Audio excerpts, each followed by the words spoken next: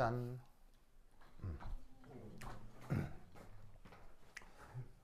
자, 그 질량 분석 테크닉에서는 무조건 뭐여야 돼요? 무조건 무조건 양이온이어야 돼요. 그 지금 문제에서는 탄소 원자라고 돼 있는데 뭐 탄소 원자가 됐건 뭐가 됐건 무조건 질량 분석에서는 양이온이 돼야 됩니다. 그 양이온을 이런 식으로 한쪽이 플러스, 한쪽이 마이너스인 이 전극판에서 이압하고 가속을 시키는 거예요. 그러면 그 가속을 해서 마이너스 극에 다다를 순간에 군형을 뚫어두는 거죠. 그러면 어떻게 된다? 가속된 후 여기를 쇽 하고 빠져나올 거 아니에요. 빠져나와서 여기서 자유배행을 시키는 거예요. 전극판을 빠져나오게 되면 그 이유는 외력이 없습니다.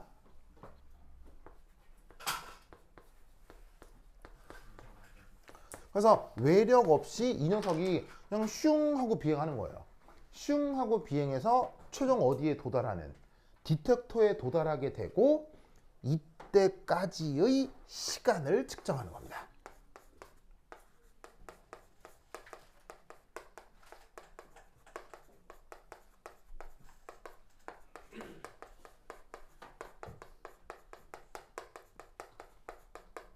알겠죠? 이런 테크닉을 뭐라고 부른다? 토프라고 합니다. 그래서 여기에 있는 전극판을 빠져나와서 이 공간을 비행하는 그 시간을 측정하는 테크닉을 토프라고 합니다. 그럼 이게 질량하고 무슨 관계가 있는지 살펴볼게요. 우선 첫 번째, 여기에서 얘가 전극판 속에서 전기 에너지를 통해서 가속이 되죠. 전기 에너지를 통해서 가속된 다음 전극판을 빠져나오면서 운동 에너지가 발생할 거 아니에요. 운동 에너지로 변환이 됐을 거 아니에요. 그걸 그냥 EK라고 하도록 하겠습니다. 그래서 저 순간 운동 에너지를 EK라고 하고 그 운동 에너지를 가지고 외력 없이 속력 V로 쫙 비행을 한 거예요. 그래서 비행한 거리는 L입니다. 그럼 이때 여기 도달한 시간과 원래 이 녀석의 질량 M 사이에 무슨 관계가 있겠느냐를 보이라는 게 우선 첫 번째입니다. 입시 문제로 이렇게 나왔다는 얘기죠. 화학 입시 문제로. 그러면 이때 첫 번째 일, 저 이온의 비행 시간, 즉 여기서부터 여기까지 걸린 시간 어떻게 계산해 주면 되겠어요? L 나누기 V 해주면 되겠죠? 자, 여기까지 뭐 되게 어려운 거예요? 완전 당연한 거예요? 뭐 엄청 당연하죠. 이게 거리고요. 요게 빠르기니까 뭐 당연한 거겠죠? 자, 그 다음 여기서 무슨 생각을 하나 해볼 거냐면 저 운동 에너지, 물론 이 운동 에너지는 뭐 때문에 전기력으로부터 구동이 그 가속이 된 거겠지만 어쨌건 가속되고 나서 운동 에너지 표현 어떻게 해주면 됩니까? 2분의 1 mv 제곱. 되나요? 됐죠? 자, 그러면 요 두 개를 조합한다. 이때 여기서 속력 V는 짜잔 이렇게 써볼 수 있죠. 되십니까? 맞아요. 자, 그럼 이때 여기에서 요 질량 M은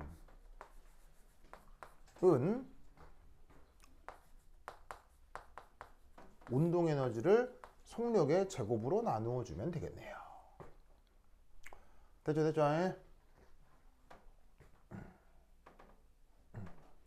그러고 나면 여기에 있는 요 속력 자리에다가 뭐를 넣어? 얘를 넣어. 그럼 어떻게 되느냐? 하고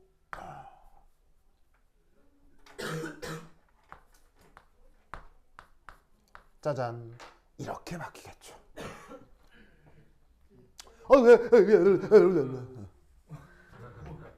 이렇게 바뀌겠죠. 됐죠? 자, 뭐 되게 어려운 거예요? 완전 당연한 거예요? 뭐 완전 당연한 거죠. 됐죠? 그래서 첫 번째 문제는 여기가 끝입니다. 끝. 자, 그럼 여기서 한번 생각을 해보죠.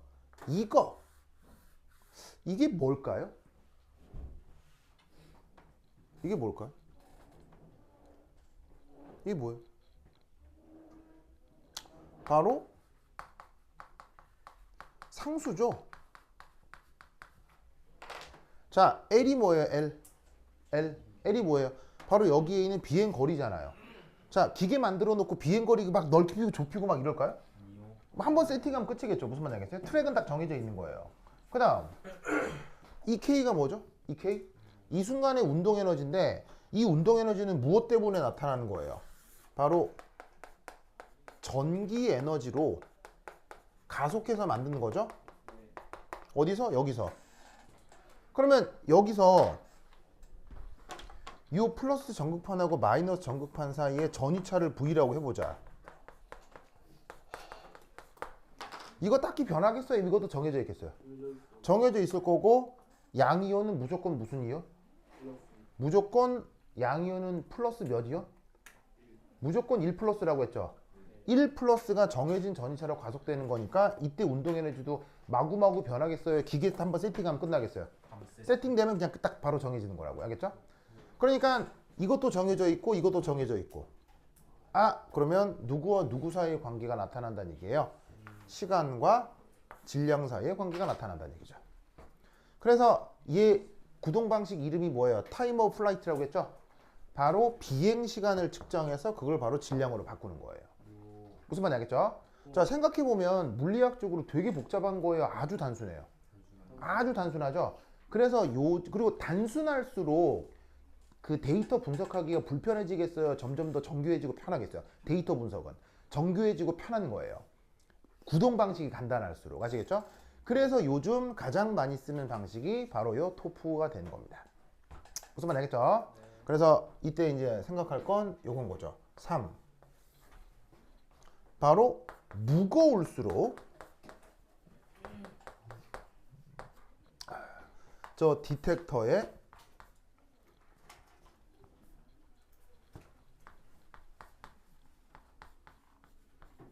빨리 도달하겠어요? 늦게 도달하겠어요? 늦게 도달하게 된다는 뜻이에요. 무슨 말 알겠죠? 보시다시피 잘 봐.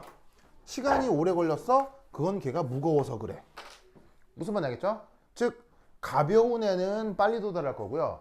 무거운 애는 느리게 도달할 거고요. 아시겠죠? 그러니까 원리적으로도 그 내용이 되게 복잡해요. 굉장히 직관적으로 되게 쉬워요. 직관적으로 쉽죠. 그렇죠. 그래서 이런 식으로 구동되는 걸 뭐라고 부른다? 그 토프 방식이라고 하는 거예요. 알겠죠? 자, 그러면 이제 구체적으로 한번 질량 계산을 해보도록 해요. 알겠죠? 구체적으로 질량 계산을 해보도록 합시다. 그게 어디에 나오냐면 거기 새끼 문제에 나오거든요. 새끼 문제 찾았어요? 새끼 문제 2번. 새끼 문제 찾았습니까? 새끼 문제 찾았어요? 자, 그 밑에 자, 요 위에 줄게요. 준다. 여기 줄게요. 준다. 으쌰.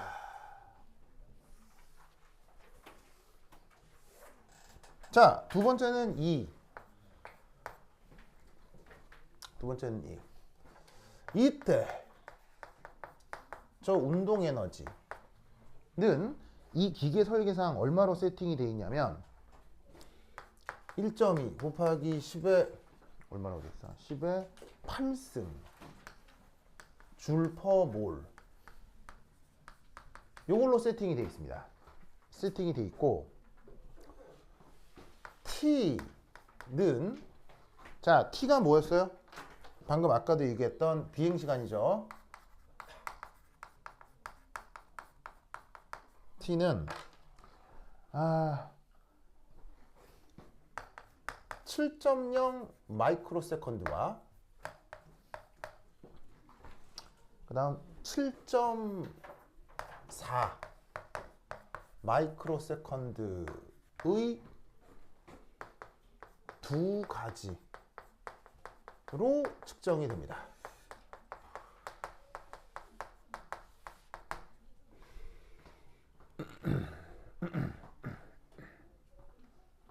이거 보이시죠?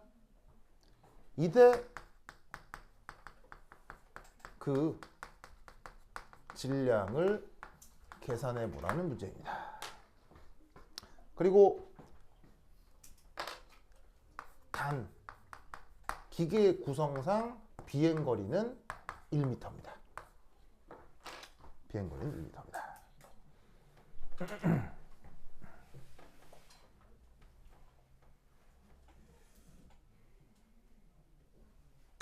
비행거리는 1m. 찾았죠? 좋아.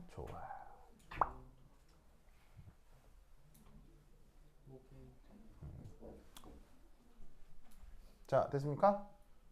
자, 그러면 이때 이걸로부터 이 질량을 구해보래요. 자, 어떻게 구하면 되겠습니까? 아니, 넣으면 되지, 그냥. 알겠어요? 넣으면 되지. 해볼게요. 자, 그런데 시간이 몇 가지로 측정이 됐죠? 두 가지로 측정됐죠. 근데 아까 뭐라 그랬어요? 무거울수록 빨리 온다 그랬어요? 무거울수록 늦게 온다 그랬어요? 늦게 온다고 했죠? 그럼 여기서 알 수 있는 건 이 둘 중에 얘가 무겁다는 얘기예요? 가볍다는 얘기예요? 이거 가볍다는 얘기죠. 얘는 뭐란 얘기예요? 무거웠나 보다. 그래서 탄소를 이렇게 집어 던졌는데 뭐 하나는 느리고 뭐 하나는 빨랐던 거야. 뭐 하나는 가볍고 뭐 하나는 느렸던 거지. 우리가 알고 있는 지식으로 누구하고 누구라는 걸 알겠어요. 바로 탄소들의 동위원소들을 얘기하는 거겠죠. 탄소 동위원소 크게 누구하고 누구 있어요. 바로 좀 가벼운 애가 탄소 12, 질량수 12짜리인 걸 거고요. 무거운 애는 누구겠어요? 13짜리일 거란 얘기인 거예요. 무슨 말 알겠죠? 알겠죠? 그래서 안 해봤어도 하나가 12짜리고 하나가 13짜리인 것보다 지금 실험은 탄소로 했으니까 무슨 말 알겠어요? 이미 답을 알고 계산을 해보자는 거예요. 그래서 계산 결과도 뭐가 나와야 되겠어요? 얘 계산하면 이게 나와야 되는 거고요. 얘 계산하면 얘가 나와야 제대로 계산이 간 거지. 무슨 말씀인지 아시겠죠? 자, 어떤 식을 활용한다? 요거. 자, 그러면 M, 자, 누구? 탄소 12짜리.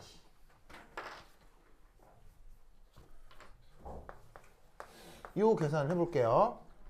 자, 어떻게 하라는 거냐? 요거 그대로 쓰면 되죠. 2 곱하기. 자, 운동에너지 얼마나 돼 있어? 운동에너지. 되잖아. 그대로 써. 그대로 알겠어요? 그대로 쓰면 1.2 곱하기 10의 8승 줄 퍼 모르 곱하기. 자, 시간의 제곱이죠. 근데 시간이 요즘 가벼운 애는 시간이 얼마야? 7.1 마이크로 세컨드잖아. 그럼 이제 7.1이라고 쓰고 마이크로의 뜻은 뭐야? 10의 마이너스 6승. 그래서 요거를 마이크로라고 하는 거지. 마이크로의 뜻이 10의 마이너스 6승이잖아. 그럼 거기에 초 쓰고 제곱. 여기 제곱이 돼 있으니까. 맞죠? 그리고 나누기. 뭐로 나눠요? 뭐로 나눠요? L의 제곱이잖아. 근데 비행거리는 몇 미터로 하기로 했어? 1미터로 하기로 했으니까 1.0미터를 제곱?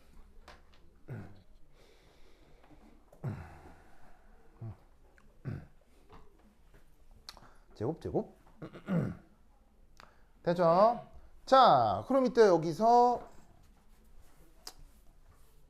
너는 없다고 치고, 그럼 얘를 계산을 하는데, 그럼 이제 숫자들이 보이잖아요. 그죠? 숫자들. 그럼 숫자들만 뭐 따로 연산을 좀 해봅시다. 숫자들만 따로 연산하면 2 곱하기 1.2 곱하기 이게 7.1이잖아. 그치? 그럼 7.1 제곱을 하고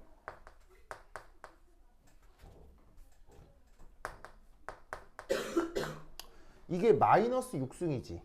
그럼 마이너스 6승을 제곱하면 마이너스 12승이지. 그럼 8승이랑 곱하면 10의 마이너스 4승. 됐나요? 네. 이렇게 되겠죠. 그리고 나누기 1.0의 제곱. 됐죠?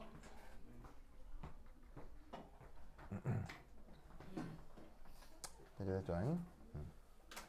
그럼 이때 남는 부분은 뭐가 될 거냐면요. 바로 줄 세크 제곱 몰 미터 제곱. 맞나요? 단위들이 이렇게 남죠.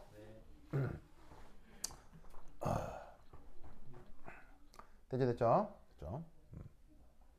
그럼 이때 참고로다가 이런 생각을 한번 해보죠. 여러분 원줄의 정의가 뭐예요? 원줄의 정의가 바로 1뉴턴의 힘으로 1m 끌고 간 게 원줄이잖아요. 네. 맞죠, 맞죠? 네. 그런데 이때 여기서 자, 1뉴턴의 정의는 뭐예요?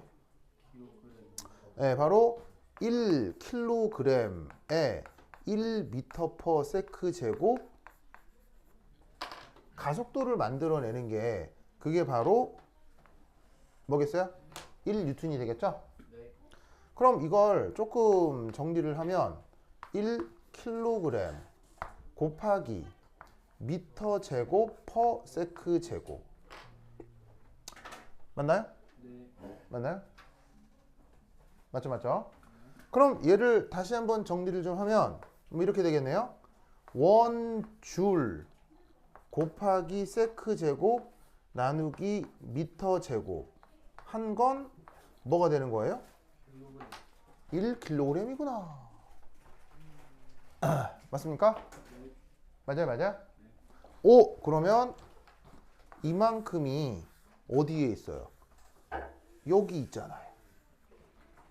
그지? 여기 있잖아. 그럼 쟤를 뭐로 바꾸라고? 킬로그램으로 바꾸라고.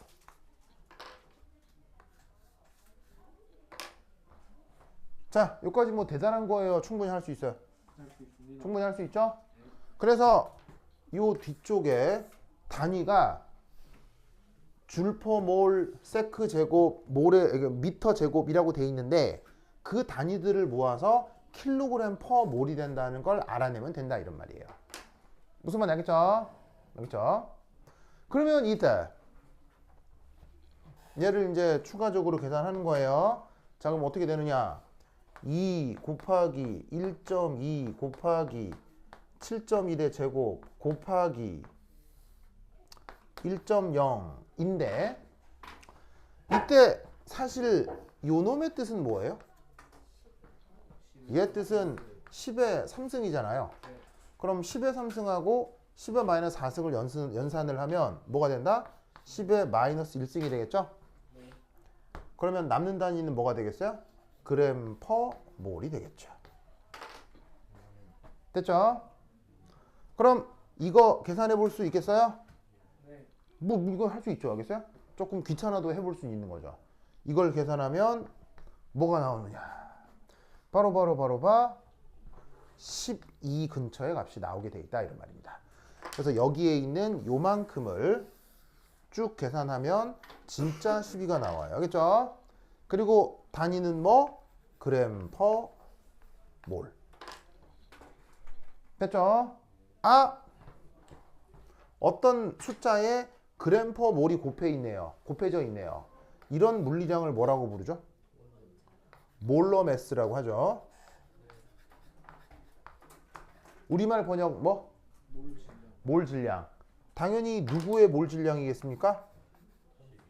탄소 12. 몰 질량이 10이잖아요. 알겠죠?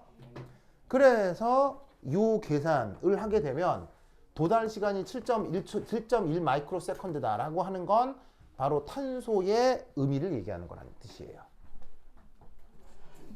됐죠? 됐죠? 이 논리를 끄끄 기억해 두시기 바랍니다. 오케이. 자, 쓰시고. 자, 됐습니까? 네. 됐죠?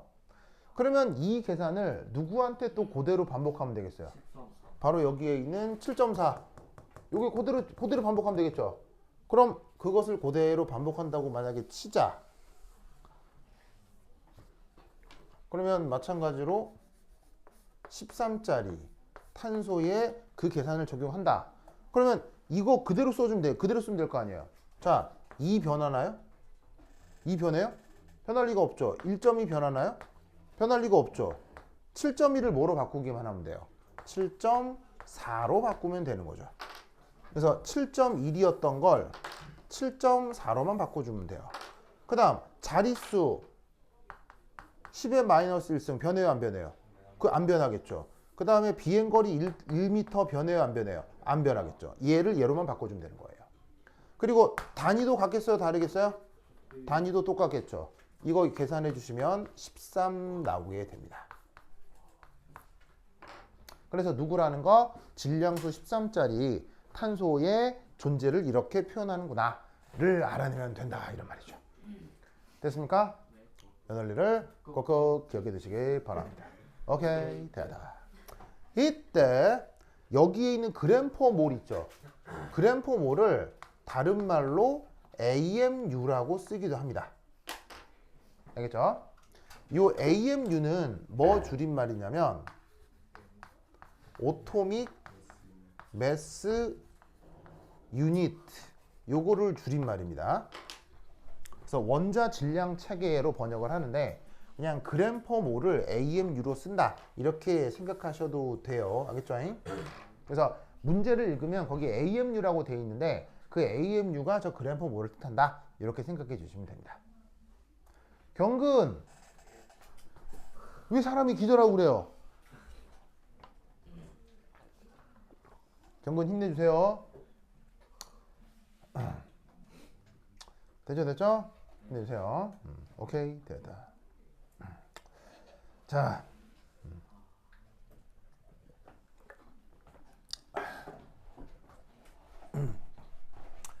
자, 요거 기억해 두시면 됩니다. 자, 요까지가 2번이고요. 그 다음, 그 다음 게 또 하나 생각해 볼 건, 이 문제를 다시 한번 쓱 보시면요. 쓱 보시면, 새끼 문제가 무려 몇 개까지 있죠? 8개까지 있죠? 네. 이 8개 다 풀라고 했을까요? 아닙니다. 서울대에서 문제를 어떻게 만드냐면 큰 한 문제를 정한 다음에 이렇게 새끼 문제를 여러 개 충분히 만들어 둡니다. 그리고 나서 이 여러 개 문제를 어떻게 필요한 학과에서 조합해 만들어내는 겁니다. 그러면 예를 들어서 이 시험을 화학과에 적용한다. 그러면 어떻게 조합하겠습니까? 가장 쉽게 조합하겠습니까? 가장 어렵게 조합하겠습니까? 가장 어렵게 조합하겠죠? 무슨 말인지 알겠어요? 그리고 화학과가 아닌 과에는 조금 더 난이도를 낮추어 조합하는 겁니다. 무슨 뜻인지 알겠죠? 이해하셨어요? 했어요? 그러다가 이제 예를 들면 뭐가 있을까? 뭐가 있을까? 뭐가 있을까? 여기 내가 따로 이 문제는 그래. 자, 그리고 이때 새끼 문제가 8개가 있잖아요. 그죠? 새끼 문제가 8개가 있는데 그때 거기에 7번에 보시면 7번 찾았어요? 7번? 7번 찾았어요? 네. 7번? 7번 문제에는 새끼 문제 7번 문제에는 내가 뭐라고 가로로 써놨어요? 추가라고 써뒀죠? 이게 무슨 말일까요? 원래 없는 문제. 추가라고 쓴 건 무슨 말일까요? 이건 뭐냐면 인터넷에는 공개가 안 되는 문제예요. 여러분 서울대 입시 문제나 카이스트 입시 문제는 저기 인터넷에 공개가 되죠. 네. 그런데 이때 사람들이 되게 순진하게 생각하는 건 뭐냐면 서울대가 모든 문제를 다 드러낼 거다. No. 어떤 것만 드러내게요? 어떤 것만 인터넷에 공개하게요? 교육부 감사와 교육부 감사에 쉽게 통과할 수 있는 것만 인터넷에 드러냅니다. 교육부 감사에 통과할 수 없는 문제는 숨깁니다. 무슨 말인지 알겠어요? 그게 무슨 말이냐면 서울대 입시건 카이스트 입시건 사실은 교육부의 영향을 받을 수밖에 없죠. 고교 입시니까요. 그러면 거기에는 교육부는 뭘 주장하겠습니까?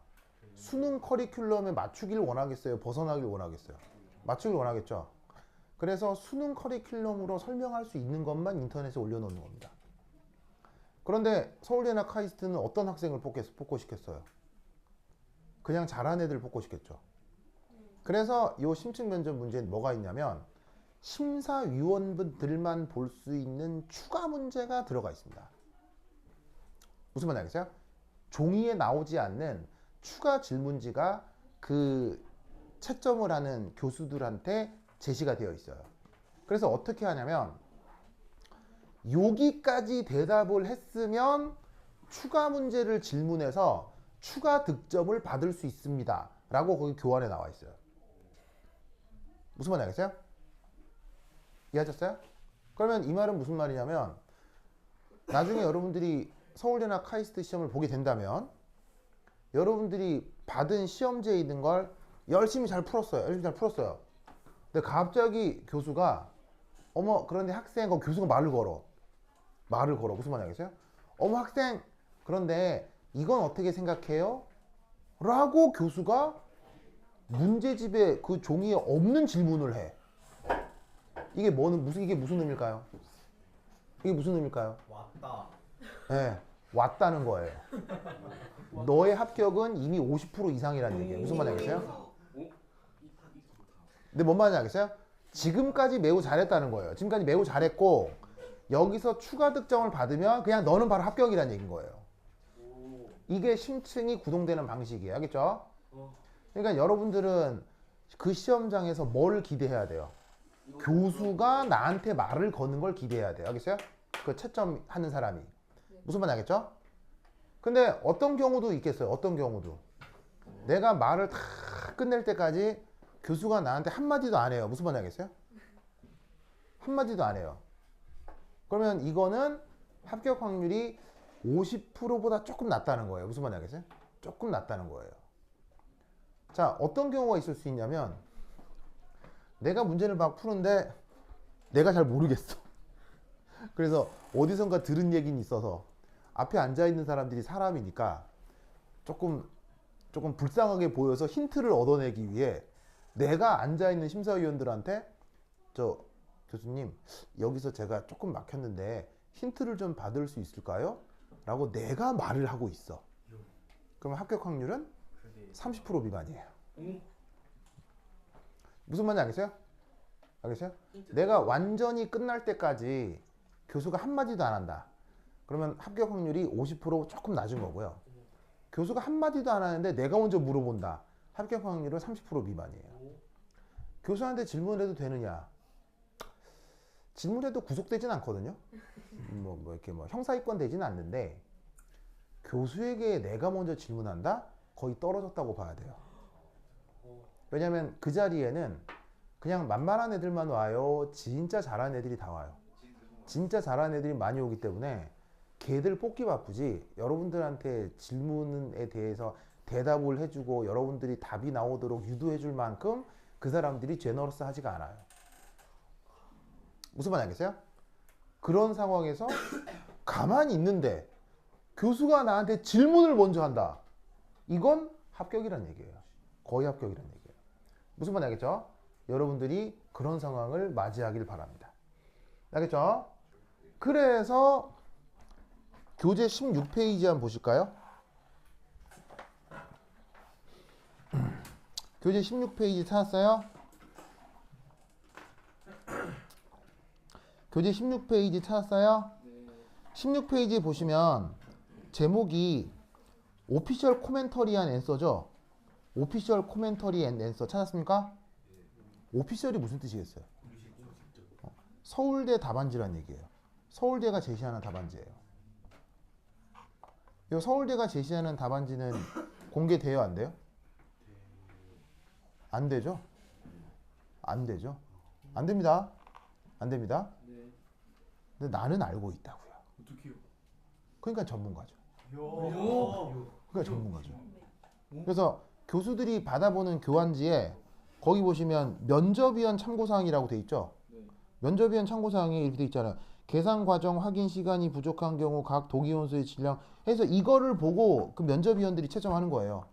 이거 제가 선생님 신고하면 선생님 구속되시나요? 뭐 지금은 maybe 그게 지났을걸요? 네, 공소시효 지났을걸요? 2013년 문제니까 공소시효 지났을걸요? 네. 그래서 뭐 사실은 뭐 서울대가 소송을 걸면 걸 수도 있을 텐데 뭐 꼴랑 나 같은 인간한테 뭐 서울대가 뭐 하려고 소송한 거야? 이거 어떻게 알고 계신 거예요? 전문가니까요. 전문가. 남달. 그래서 여기서 여러분들이 알아야 될 건 면접 장소에서 뭘 기대해야 된다? 교수가 나한테 먼저 말 거는 걸 기대해야 돼요. 무슨 말인지 알겠어요? 내가 교수한테 먼저 말 걸면 어떻게 된다? 좆대요, 좆대. 알겠죠? 큰일 납니다. 이게 화학만 이렇게 써요? 물리, 수학 다 마찬가지겠어요? 다 마찬가지예요. 무슨 말 알겠죠? 그래서 이렇게 생각하시고 그렇다면 자 여기서 자 보세요. 여기서 정의론의 추가 문제. 자 줍니다. 자 정의론은 추가 문제. 내가 교수라면 이걸 물을 수 있어요. 내가 교수라면 난 이걸 물을 거예요. 내가 교수라면 이걸 물을 거예요. 바로 봐. 이겁니다. 측정의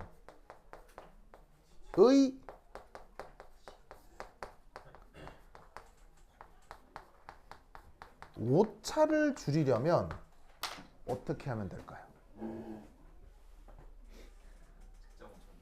네. 지금 이 실험에 이 실험 이래서뿐만 아니라 모든 실험에서는 오차 늘려야 돼요, 오차 줄여야 돼요? 오차 줄여야 되죠? 네. 그러면 여기서 오차 줄이려면 어떻게 해야 되냐고요? 실험을 많이 반복하는. 자, 방금 실험을 많이 반복한다고 했죠? 틀린 얘기는 아니에요. 근데 그건 이 실험에 특화된 얘기예요? 일반적 얘기예요? 그건 묻는 게 아니라는 거예요. 일반적인 걸 묻는 게 아니고요. 지금 이 상황에서 어떻게 하면 실험 오차를 줄이겠냐는 거예요. 매력이요? 매력이 없다고 할 수 있지 않아요? 가은이가 매력적이라고? 아니요. 뭐라고? 매력. 외력이요? 외력이 없지 않다. 어떤 외력이 있을까요? 네, 공기저항은 엄청 적을 것 같고 중력. 중력이요?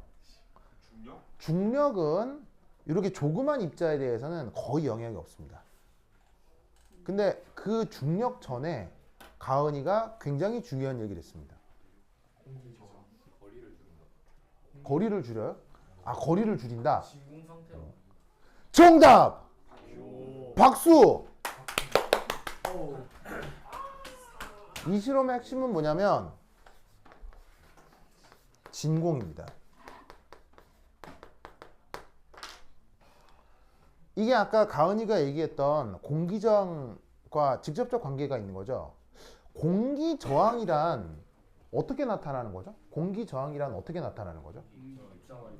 기체 분자가 비행하다가 다른 기체 분자랑 충돌하는 게 그게 바로 공기저항이죠. 뭐 그게 아니더라도 이렇게 하면 공기저항이 느껴지잖아요. 왜 공기저항이 느껴져요? 여기 있던 공기 분자가 내 손바닥에 충돌하니까요. 그때 느껴지는 게 공기저항이잖아요. 그럼 잘 보세요. 그러면 이 실험의 핵심은 뭐를 정확하게 측정하는 데 있어요? 이 실험의 핵심 뭐를 정확하게 측정하는 데 있어요? 질량. 바로 시간이죠. 이것을 정확하게 측정해야 되잖아요. 맞습니까? 네. 그러면 저 시간 측정을 가장 부정확하게 측정하는 경우가 뭐냐는 거예요. 고장난 시계를 이용한다. 자, 얘가 지금 뿅 비행해 오죠. 비행해 오는데 이 길목에 하필 질소 분자가 있다고 칩시다. 질소 분자 어디에 있어요? 질소 분자? 우리 여기 많잖아요. 질소 분자가 있어요. 그럼 얘가 슝 비행해 오다가 질소 분자 만나면 어떻게 되겠어요?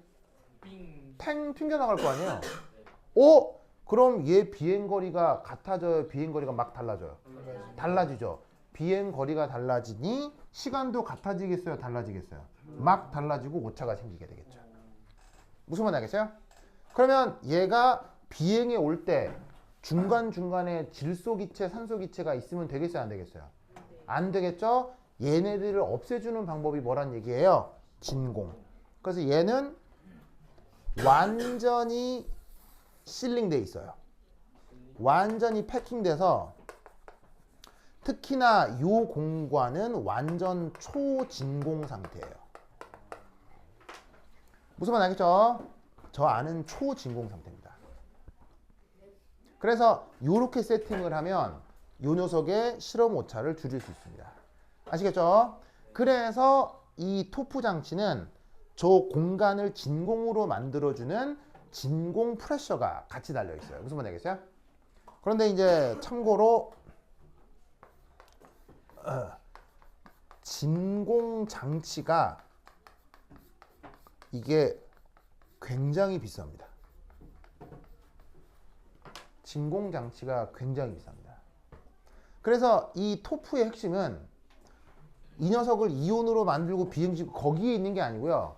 이 토프라는 장비를 만드는 핵심은 여기를 얼마나 진공을 잘 만들어주느냐에 있습니다. 그런데 진공을 만들어주는 기술이 되게 비싸기 때문에 토프 장비도 상당히 비쌉니다. 미니멈 3에서 4억 정도 합니다. 3, 4억 정도예요. 그래서 이 장비가 굉장히 비싸서 그렇습니다. 그런데 요즘 대한민국의 경제력으로 3, 4억은 불가능한 돈일까요? 충분히 구비할 수 있는 돈일까요? 충분합니다. 그래서 요즘은 있잖아요. 요즘은 그 화학과마다 거의 한 대씩 다 있어요. 이거 다 있어요. 내가 옛날에 얘기 듣기로 그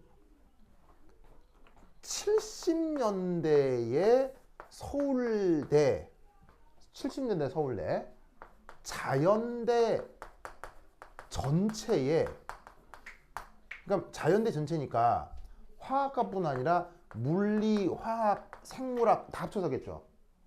70년대 서울대, 그러면 서울대가 이 정도면 다른 대학은 말할 것도 없을 텐데 1970년대 서울대에 물리, 화학, 생물과 다 합쳐서 천칭 저울 하나 있었대요.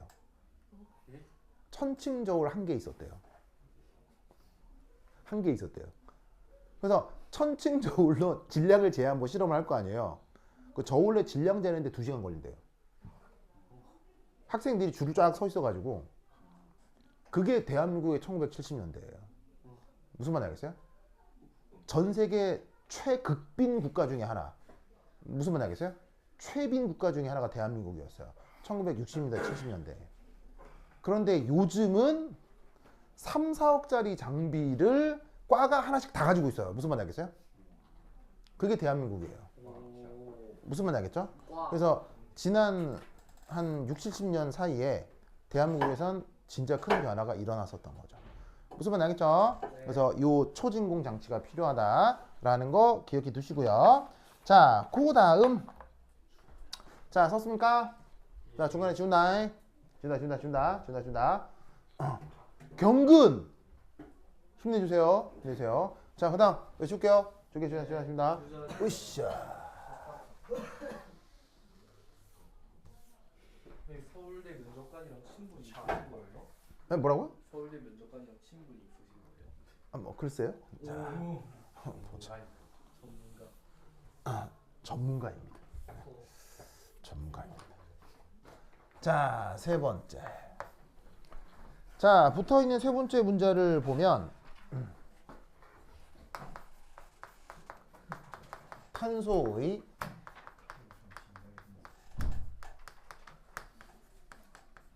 평균 원자량은 얼마냐면 12.011입니다.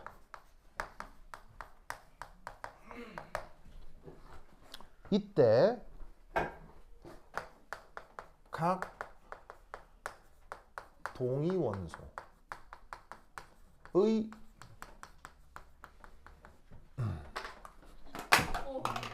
아이고 우리 자연계 존재비를 계산해 봅시다. 자, 해보세요. 시작.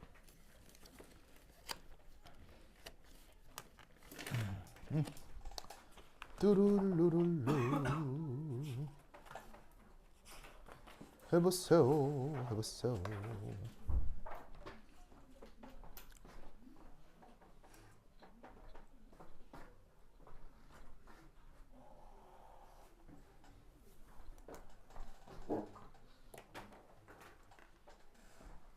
어? 안 돼요. 네, 다녀오세요. 3월 16일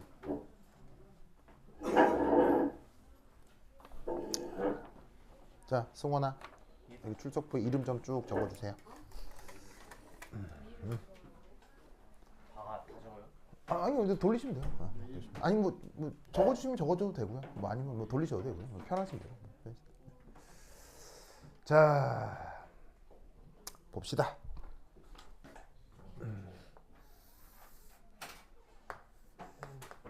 99이 1이 나온다.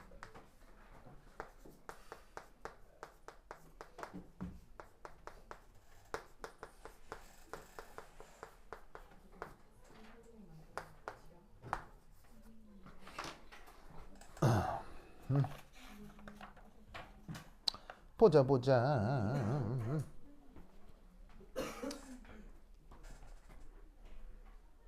자, 우선 여기서 하나 알 수 있는 거, 이렇게 질량수 12와 질량수 13 사이의 관계를 뭐라고 하죠? 이런 관계를 바로 동위원소라고 하죠. 네. 동위원소 영어로? 아이소토. 그렇죠. 이 정도는 알아둡시다. 그래서 탄소의 동위원소는 크게 이렇게 두 가지가 있지요.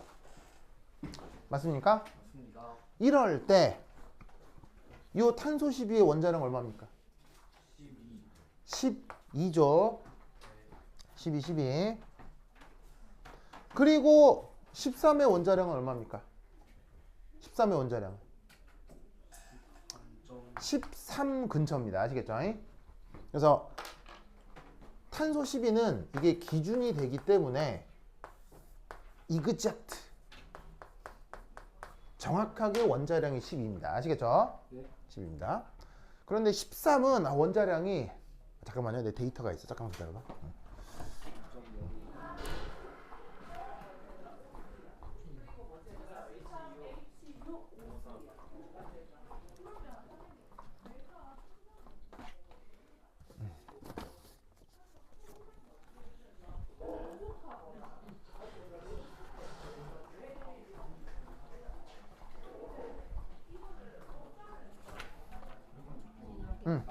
오, 고마워요. 자, 또 데이터 찾으면 여기에 있는 13 같은 경우는 그 원자량이 찾으면 13.0033 요 정도 돼요. 아시겠죠? 저 정도 됩니다. 자, 하지만 뭐 이런 걸 외우고 있을 수는 없잖아요. 그래서 사실은 원자량이라고 하면 누구랑 비슷해져요? 원자량은 질량수랑 비슷해지죠. 그렇죠? 그런데 하필 얘만 그 질량수를 원자량으로 고정을 해 놓은 거예요. 무슨 말인지 알겠죠? 그래서 그거에 대해서 질량비를 통해 계산한 게 다른 녀석들의 상대적 질량비가 될 거고, 그걸 원자량이라고 하죠. 그래서 지금 계산할 때도 이 녀석의 원자량 13.0034 이걸 활용하라는 게 아니고요. 어차피 계산 근사적으로 하는 거니까 요 13 그대로 요 놈의 원자량이라고 해보자, 이런 말인 거죠. 알겠죠? 그 저번 주부터 하는 어반 브릭스 수업에 약간 까다로운 그 양로 문제들을 몇 개 풀어놨으니까 저번 주 수업도 다 봐요. 알겠죠? 네. 그거 하나 봤어요? 안 봤어요? 봤어요? 아니 또 아, 밴드가 그래? 들어가 있는 거 아니야? 그런 거예요? 그래, 알겠어. 저 뭐냐, 저기 K-윈. 빈이 봤어요? 명령을 보고 있었습니다. 명명 보고 있었다고요? 알겠습니다. 그리고 저기 단체 카톡방에 명명법, 그다음에 기체, 내가 딱 그 뭐냐면은 소팅 해가지고 다 볼 목록 다 올려놨거든요. 올려놓은 건 봤어요? 네. 그것만 톡톡톡 들어가면 바로 다 있다고. 하겠죠? 그래서 꼭 복습하세요. 알겠죠? 그리고 기체 곧 나오는 거 알죠? 기체 곧 복습하시고요. 알겠죠? 맞아, 그래. 6단원. 깜짝이야. 6단원은 뭐죠? 또 기체 다음에 열학해요? 안 한단 말이에요. 열학 한대요? 열화까지 6단원까지 할 거. 열학이면 근데 준달 6단원이면 그냥 엔탈피 계산하는 게 단데. 맞아요. 그 엔트로피 계산하고 그런 건 아니죠. 엔트로피는 뒤에 나와요. 엔트로피 뒤에 나오고 6단원은 그냥 헬스의 법칙. 헬스의 법칙이 다예요. 그냥. 뭐 아니면은 뭐 Q는 CMT 뭐 그거. 비열. 비열하는 거. 그래서 지금 중달책에 있는 연습 문제 이렇게 마킹해서 해설지랑 올려놓을 테니까 그거 한번 해보세요. 네. 내용적으로는 어려운 건 없을 거예요. 뭐 여하튼 그렇다. 자, 그래서 이제 요놈의 원자량 요거고 존재비가 이거야. 요놈 원자량 이거고 존재비가 이거야. 그럼 이때 얘네들을 가지고 산술 평균 어떻게 표현하죠?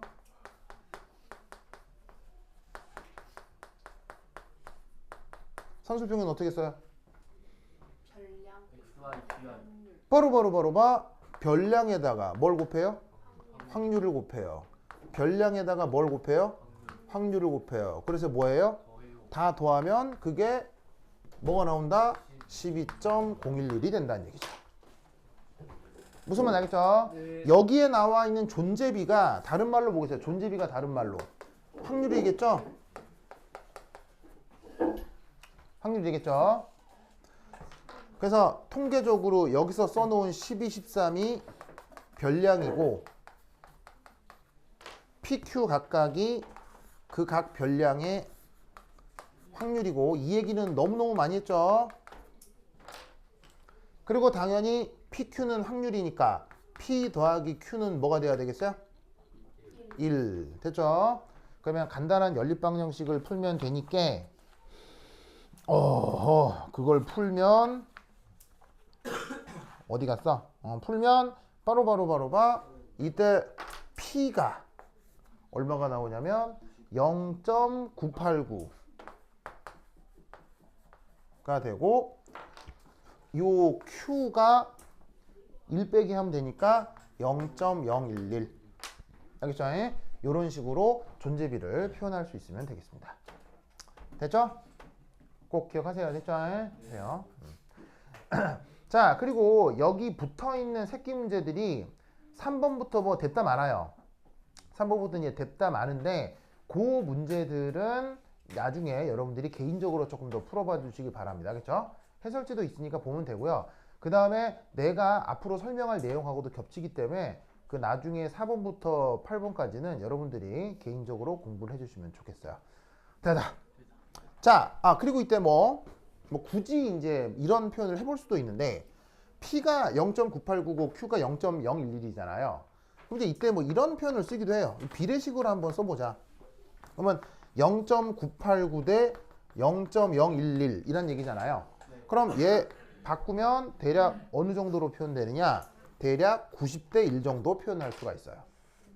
그래서 얘를 나누면 90대 1 정도가 된다는 얘기죠. 그래서 우리 자연계에 존재하는 탄소는 12짜리하고 13짜리가 대략 요 정도 비율로 섞여 있는 것. 알겠죠? 그래서 이렇게 뭐 계산을 해두시면 되겠습니다. 자, 그래서 매스 스펙트로메트리의 구동 방식에 대한 얘기를 했어요. 됐죠? 자, 그 다음 지훈아, 지훈아, 지우사, 쑥쑥쑥쑥, 지우사, 쑥쑥쑥쑥. 자, 왜? 아니, 왜 친구 얼굴을 그러는 거예요? 아니, 친구 괴롭히면 안 됩니다. 왜 그러는 거예요? 똥개가 말을 안 해. 무슨 말도 안 돼서. 친구들끼리 친절하고, 나이스하게, 정말 이 사람들 그래요. 자, 그래요. 자, 봅시다. 자, 그 다음 7.3 5.3이구나.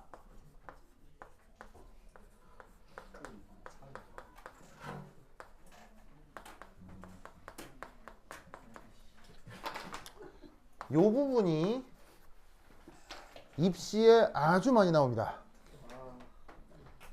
이제는 없어진 연대 고대 그 논술에서도 저거 되게 많이 나왔었습니다. 농수에서 과학을 쳐요? 조금 뒤쪽. 땡큐. 그래서 연대 고대가 그 과학 논술로 쳤었거든요. 근데 한 2, 3년 전부터 없어져 가지고 지금은 연고대는 뭐 수학만 보는데 옛날에는 뭐 물리하고 화학을 봤었는데 그때도 이 매스 스펙트럼이 많이 나왔었습니다. 그리고 방금 봤던 것처럼 서울대도 그렇고 그 다음에 카이스트에서도 매스 스펙트럼이 굉장히 잘 나오는데 놀랍게도 매스 스펙트럼 분석으로는 서울대보다 카이스트가 더 어렵게 나왔습니다. 아시겠죠? 그리고 그 문제의 존재를 여러분 학교 선생님들은 다 아십니다. 알겠죠? 그러면 이거 어떻게 되느냐 봅시다. 매스 스펙트럼에 요 뒤에 트럼이라는 말이 나오잖아요. 보시죠. 트럼. 트럼은 뭘 얘기하는 거냐면요. 왜 그래? 왜? 트럼에 꽂혔습니다 지금. 응? 아 그래요? 그래? 그래. 그 하나 방금 얘 때리려고 그랬죠. 아 그건 아니에요? 그렇게 폭력적이지 않아. 아 그래요? 알겠습니다. 포괄적입니다. 그러다가 진짜 맞아요? 그래요? 이미지 맡고 있는데요. 그런가요? 근데 뭘 물리적으로 때릴 거고. 오오오 말로 때리지 마. 알겠습니다. 네, 그래요. 그래. 참네. 그래. 아까 우리 저 떠그 군께서 우리 저 용병 군께서 이게 막 어디지? 거기 막 해병대 막 이런 얘기를 했잖아요. 중국해운대요. 여기서 지금 떠그 군 해병대 가고 싶어요? 네? 해병대 가려고? 남자라면 해병대 뭐 이런 거? 저는 택시에서 네. 백발 할아버지를 만나는데 네. 그분이 해운대 몇 개라고 하면서 오. 데크들이 못 가겠어요. 그래서 이게 남자애들 중에 사나이라면 뭐 이런 사람 있잖아요. 내가 그런 사람으로 아는 사람 중에 한 명이 있는데 이게 미스터 김씨인데 이 사람이 원래 내 군대 동기예요. 예, 군 동기거든요. 군 동기인데 이 사람이 아메리컨이에요. 아메리컨이어서 사실은 군대를 안 가도 돼요. 안 가도 되는데 그 군대를 가려고 국적을 포기하고 우리나라로 와서 군대를 온 거예요.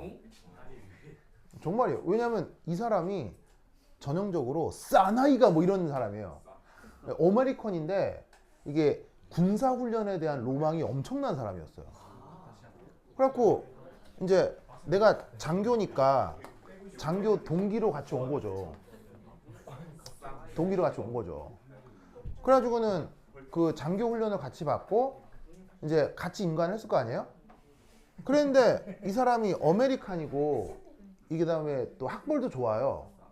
그래서 원래는 해군 전투병과로 갔어야 되는데 영어를 너무 잘해가지고 그래서 어디로 갔냐면 해군 사관학교로 발령을 받은 거예요. 그래서 해군 사관학교에서 내가 무슨 일 했어요? 내가 해군 사관학교에서 내가 화학 교수를 했거든요. 예, 화학 그 해군 사관학교에서 학생들이 화학을 배워요. 물리도 배우고 다 배워요. 왜냐면 사관학교는 군대이면서 대학이거든요. 그래서 일반 대학에서 배우는 것까지 학생들이 다 배워야 돼요. 사관 생도들이. 그래서 그런 것들을 위해서 나 같은 사람을 임용을 해서 교수로 쓰거든요. 단기 교수로. 그래서 내가 그걸로 지원을 해서 이제 군인이면서 해군사관학교에서 군교수였죠. 그래서 군인이면서 교수인 묘한 신분이었는데, 그래서 나는 화학과 교수로 있을 때 이 미스터 킴께서는 영어를 너무 잘해서 원래 이걸로 지원을 한 것도 아닌데 영어를 너무 잘해서 이게 영어 교수로 임관이 된 거예요. 그러면 군인인데 교수로 있으면 군 생활이 불편할까요? 정말 천국일까요? 천국입니다. 내 인생을 되돌리고 싶다면 나는 군대로 되돌리고 싶어요. 그 정도로 그 시기가 행복했거든요. 근데 이 사람은 이게 싫은 거야. 자기는 사나이가 뭐 이런 게 되고 싶었던 거지. 그래가지고 얘가 어떻게 깨요? 어떻게 했냐면 이제 사관학교의 이제 행정구역을 보면 교수부라고 있어요. 교수부. 사관학교에 있는 교수들의 모임이겠죠. 근데 이 사관학교 교수부는 계급이 최고 대령까지예요. 교수부는 별을 못 달아요. 왜냐하면 전투부대가 아니니까요. 그런데 사관학교에서 대령쯤 되면요, 다 미국에서 유학하고 온 사람들이거든요. 해군에서 국비로 유학까지 시켜준 사람들이에요. 그래서 이 사람들은 대령까지는 안 올라가지만 해군의 3스타, 4스타고 다 친구들이에요. 동기들이에요. 그러니까 이 사람들이 전투 부대로 갔으면 다 3스타 되고 4스타 될 사람들인데 안 하고 공부를 좋아해서 유학 갔다 와서 해군사관학교에서 교수를 하는 사람들. 그 사람들이 모여 있는 곳이 교수부거든요. 그러면 교수부 부장이 있어요. 교수 부장이 있을 거 아니에요. 이분은 계급이 대령이고 계급은 대령이지만 파워는 뭐랑 똑같아? 3스타랑 똑같아요. 왜냐면 3스타랑 동기거든요. 그래서 별 3개인 사람들하고 이게 친구들이기 때문에 교수부 대령은 교수부장님은 굉장히 해군사에서 굉장히 높은 사람이에요. 얘가 이걸 쪼른 거예요. 교수부장을 막 쪼른 거예요. 교수님, 저 부장님, 저 UDT 가고 싶어요. UDT가 뭐예요? 해군 특수부대예요. 해군 특수부대. 예, 언더워터 디몰리션 팀이라고 수중 폭파 부대예요. 예, 그리고 요인 암살, 납치 무슨 말인지 알겠어요? 그 다음에 뭐 대테러 임무까지 하는 대한민국 최정예 특수부대 중에 하나예요. 이 UDT가 어디에 있었느냐? 해군사관학교 옆에 UDT 특수전 여단이 같이 있어요. 그래서 입구가 같아서 운전하고 가면 여기 옆에 이제 UDT 특수전 여단이 있고 운전해서 좀 더 가면 해군사관학교 입구가 있는 거예요. 맨날 출근할 때마다 옆에서 보거든요. 그래서 이게 교수부장을 미스터 김이 막 쫄라가지고 저 UDT 보내세요. 그래가지고 교수님이 그래 해가지고 해군사관학 교장이 3스타예요. 그래서 해군사관학교 교장은 어떤 자리냐면 그 다음 해군 참모총장으로 가기 전 단계 자리거든요. 그래서 각군 사관학교장은 굉장히 높은 사람이에요. 육군 사관학교장은 나중에 육군 총장이 되는 거예요. 그래서 사관학교장은 굉장히 높은 자리거든요. 그럼 이 애하고 이게 보통 동기라고요. 대학교 동기, 사관학교 동기란 말이에요. 그럼 막 쫄라가지고 이 사람이 알았어 해가지고 교장한테 찾아가지고 야 교장아 우리 교수부에 교관 하나 있는데 얘 UDT 좀 넣어줘라. 알았어? 어? 아니 무슨 교수가 UDT를 왜 가? 근데 얘가 말이야 대단한 의지를 가지고 있어 해가지고 막 해가지고 교장도 감동을 해가지고 알았어 해가지고 이제 얘를 UDT를 보낸 거예요. 네, 여러분 들어봐서 알겠지만 UDT 훈련은 어떻게 했습니까? UDT 훈련은 빡센 정도가 아니에요. 빡센 정도가 아니고요. 인간의 한계를 시험하는 훈련이거든요. 그래서 입소를 해가지고는 이제 그럼 당연히 얘 신분이 사관학교 교수에서 이제 훈련병 신분으로 바뀌고, 그래서 장교가 훈련병 신분으로 바뀌어서 UDT 입소를 하고 훈련이 시작됐겠죠. 근데 훈련이 시작되고 2주차에 여러분 일반 사기업에서는 뭘로 업무해요? 사기업에서는 메일로 업무하죠. 메일. 그러니까 뭐냐면 다른 업무 부서에서 업무 협조를 메일이 온단 말이에요. 그래서 일반 사기업에서는 출근하자마자 뭘 열어봐요? 출근하자마자 무조건 메일통을 열어요. 딱 열면 거기서 저 부서에서 막 부서 간 연락 오면은 그걸 협력상 해가지고 일을 처리한단 말이에요. 근데 공무원은 뭘로 일해요? 공무원은 공문서로 일해요. 공문서. 그러면 공무원은 딱 출근하자마자 컴퓨터에 공문서함을 딱 열어요. 그러면 공문서함에 서로 부서 간에 공문 문서들이 왔다 갔다 하거든요. 그러면 그 공문서는 그야말로 공문이니까 아무나 못 보는 거예요. 그 부서에 있는 사람 다 보는 거예요. 다 보는 거죠. 왜냐면 그거 보고 서로 업무하니까요. 딱 열자마자 갑자기 공문 하나가 딱 떴는데 뭐지? 클릭하니까는 UDT 특수전 여단에서 해군사관학교로 보낸 공문서에 훈련병 퇴소 이유 의지박약. 그게 무슨 이유도 없고요, 무슨 첨부 문서도 없고 이만한 A4지에 제목 있고 중간에 퇴소 사유 의지박약. 퇴소된 거예요. 2주 만에. 그래가지고 교수부장하고 3스타가 해준 거를 말아먹고 나온 거예요. 그래가지고 난리 났었어요. 내 있을 때 별 욕을 다 하고 막 하여튼 그랬었던 적이 있죠. 그래서 여러분 저 함부로 특수부대 뭐 해병대 뭐 사나이가 이런 거 그러지 마세요. 알겠어요? 그러지 마세요. 예.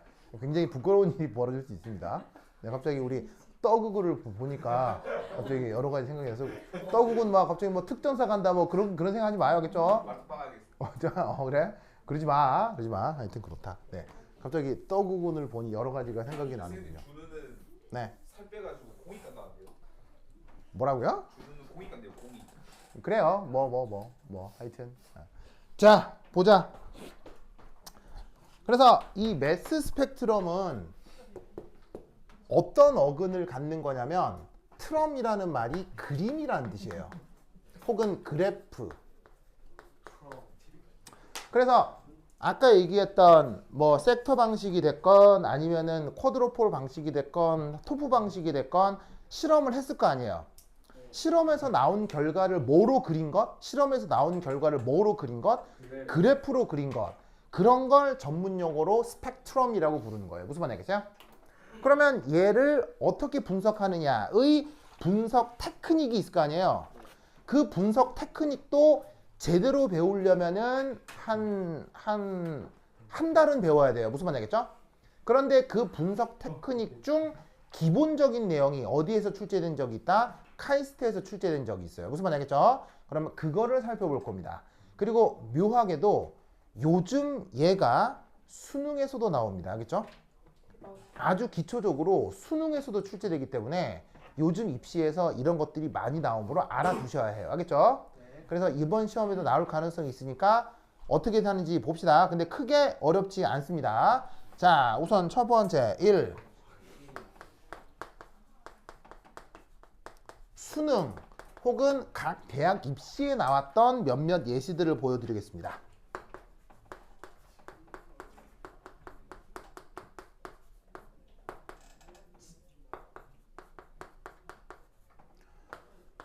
자, 첫 번째는 짜잔, 붕소 되겠습니다. 붕붕붕 붕쇼. 자, 붕쇼는 원자번호 몇 번? 5번. 자, 그럼 얘는 어떤 동위원소들이 존재하느냐?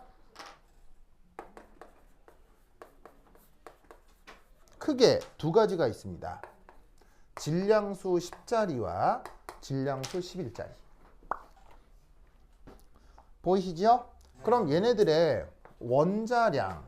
자, 원자량 이런 건 외울 필요는 없어요. 만약에 문제에서 제시하면 되는 거고 외울 필요는 없습니다. 각각의 원자량이 얼마냐면 10.013이고요. 얘는 11.009입니다. 그래서 원자량이 이렇게 제시가 되어 있으면 제시되어 있는 걸 쓰면 되고요. 만약 원자량이 제시되어 있지 않다. 그럼 뭐로 대신해 쓰면 되죠? 질량수로 대신해 쓰면 되는 겁니다. 알겠죠? 거의 값이 비슷하죠. 11.009 모르겠으면 11로 쓰시면 돼요. 이럴 때 얘네들의 존재비가 어떻게 되냐면 바로 0.199 0.801입니다. 보이시죠? 이렇게 나타납니다. 그러면 이 상황을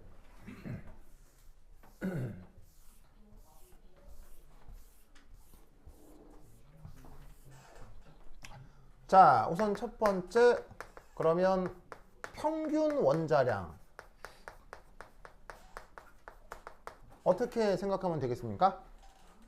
평균 원자량 어떻게 계산하면 되겠어요? 바로 10.013 곱하기 0.199 11.009 곱하기 0.801 하시면 되겠죠? 그래서 별량에다가 확률 곱하고 별량에다가 확률 곱하고 아시겠죠? 해가지고 쭈르륵 더하는 게 평균 원자량이라고 했어요. 됐죠? 그럼 얘 계산하면 이 값이 뭐가 나오냐면 그 유명한 10.8 정도가 나옵니다. 이 평균 원자량이 어디에 수록돼 있어요? 이게 어디에 수록되는 거예요? 이게 주기율표에 수록되는 거예요. 그래서 주기율표 찾으면 붕소의 경우 원자량이 주기율표 10.8 정도로 표기가 되거든요. 그게 어디서 온 거다? 바로 이런 식의 계산을 통해서 나타난 거다라는 얘기예요. 알겠죠? 이때 바로 동위원소 존재비. 그래서 Y축이 확률이라고 하고 X축이 원자량이라고 하면 저기에 있는 질량수 10자리와 질량수 11자리가 요래 존재할 거고 그 확률이 뭐 굳이 표시를 하자면 0.199와 0.801이죠. 됐나요? 그런데 이걸 근사적으로 뭐라고 볼 수 있냐면 1대 4. 알겠죠? 1대 4로 볼 수 있는 거예요. 이해하셨습니까? 그래서 이때 0.199를 근사적으로 5분의 1, 0.801을 근사적으로 5분의 4. 아시겠죠? 요렇게 놓고 계산하기도 하는 거예요. 그래서 이 질량 분석 스펙트럼이 전공이고 이걸로 먹고 사는 학자들이 있겠죠. 그 사람들은 1대 4 이 비율을 외웁니다. 뭐 한다고요? 외웁니다. 그러면 이때 여기서 뭘 할 수 있냐면 뭔가의 질량 분석 후 서로 다른 두 질량이 1대 4의 비율로 나온다면 그 분자라 합시다. 안에는 붕소 원자가 한 개 있는 겁니다. 자, 지금은 붕소 원자 하나에 대한 그림을 그린 거잖아요. 그런데 이런 붕소 원자가 주변에 수소가 붙어 있을 수도 있고 탄소가 붙어 있을 수도 있고 좀 등치가 큰 분자가 됐다고 칩시다. 그런데 제가 붕소 원자 홀로 있건 다른 원자들이랑 섞여서 분자를 이루건 그 동위원소 존재비가 1대 4인 건 변해요? 변할 리가 없어요. 변할 리가 없죠. 그러면 여기에 수소가 붙어 있건 탄소가 붙어 있건 1대 4의 어떤 서로 다른 두 개의 픽이 나타나면 그 물질 안에는 무조건 누가 들어있는 거예요? 붕소가 들어있는 거예요. 알겠어요? 왜? 전우주에 존재하는 2000여 개의 모든 원자핵을 조사해서 전수조사를 한 결과 1대 4로 존재하는 건 붕소밖에 없어요. 전 우주에 존재하는 모든 원소들에 대해서 인간들이 이미 전수조사를 완료한 거예요. 그래서 1대 4의 두 픽으로 나타나는 건 붕소뿐이 없는 거예요. 무슨 뜻인지 알겠습니까? 그래서 그 녀석에 대한 화학적 조사를 하는 게 아니라 그 녀석에 대한 질량만 측정을 해도 그 안에 누가 들어있는지를 알 수 있게 되는 거예요. 이런 테크닉을 뭐라고 부른다? 매스 스펙트럼이라고 해요. 그러면 이런 지표 원소들이 몇 가지가 있겠죠. 그래서 그 지표 원소들은 이쪽 전공하는 사람들이 그 데이터를 전부 다 외워요. 그래서 예를 들면은 뭐 뒤에 나오겠지만 염소 같은 경우는 3대 1. 그다음에 브로마이드 같은 경우는 1대 1. 이런 식의 독특한 비율을 보여주는 동위원소들이 있어요. 그런 지표종을 외워서 나와 있는 픽을 보고 그걸로부터 지금 이 분자 안에 어떤 원소가 몇 개쯤 들어있다까지 다 추적할 수 있어요. 간단한 산수를 이용해서. 아시겠죠? 그래서 그런 녀석들이 카이스트에서 입시 문제로 나온 적이 있으니까 다음 시간에 이걸 또 조금 더 전문적으로 얘기해 보도록 하겠습니다. 오케이, 됐다. 그럼 여기까지. 다음 시간 만나요. 안녕.